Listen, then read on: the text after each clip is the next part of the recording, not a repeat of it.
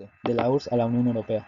por Martínez García Misael, enero 2023. El llamado Bloque del Este era formado por la Unión Soviética y los estados en su esfera de influencia.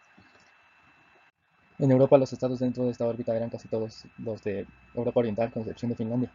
Entre las condiciones que favorecieron la instauración de partidos comunistas en Europa del Este y por tanto de regímenes comunistas en estos estados, se encuentra la Cominform, que era una organización de cooperación entre partidos comunistas, sucesora de la Internacional Comunista, que tuvo un papel importante para coordinar las acciones entre estos partidos bajo la dirección de la Unión Soviética.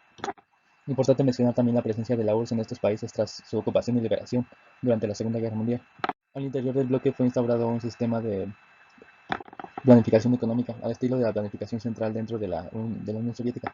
Esto a través de un organismo internacional para dicha economía planificada, uno con suficiente autoridad para llevar a cabo dichos planes en los Estados miembros, la mayoría dentro de la esfera soviética. El Consejo de Ayuda Mutua funcionó entre 1949 y el 91. El organismo consiguió la transferencia de tecnología de países como Alemania a la Unión Soviética, a la vez que la Unión Soviética proveía el resto de petróleo y gas, y es así como que estos países no se vieron tan perjudicados por la crisis del petróleo de 1973. Si bien el organismo no perseguía del todo la integración, sí perseguía la facilitación del comercio, así como la especialización de los estados en determinadas actividades productivas: el petróleo, la siderurgia, la maquinaria industrial o la actividad agrícola. Al igual como decíamos del sistema que se mantenía dentro de la URSS, donde Ucrania y Uzbekistán, por ejemplo, centraban sus esfuerzos en el sector agrícola, mientras Rusia y los países del Cáucaso en la producción energética, por ejemplo. Diversos factores contribuyeron a que los países de Europa del Este, entonces dentro del bloque socialista, recurrieran a Estados Unidos como apoyo en sus procesos de transición hacia el capitalismo y la democracia. Desde el debilitamiento de la URSS, por ejemplo, por la apertura económica y la estructuración que significó la liberalización económica, que en sí causó un golpe de Estado al gobierno de Gorbachev,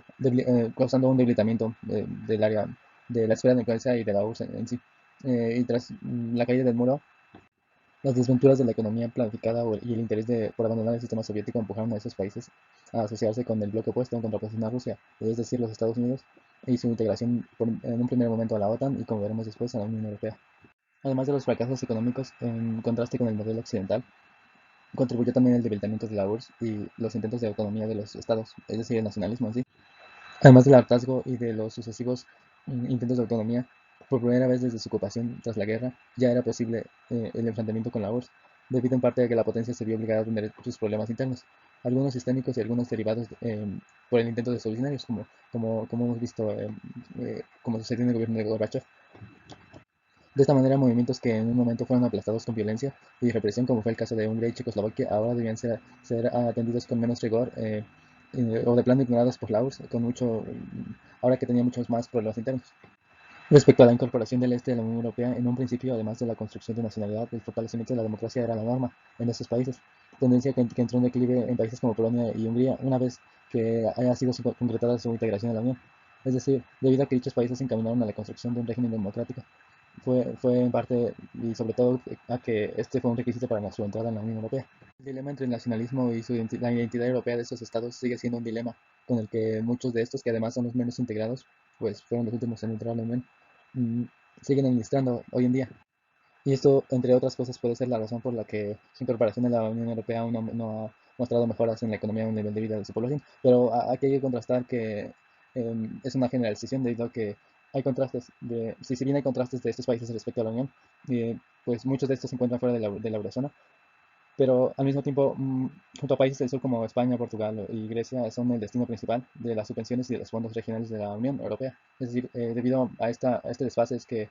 tienen un papel especial para la Unión. Y hay diferencias incluso entre países del este. Existen casos de éxito como los países bálticos y Polonia, que mantienen economías fuertes y en crecimiento, y otros como Rumania, que si bien mantienen crecimiento, también gozan de cierta inestabilidad política.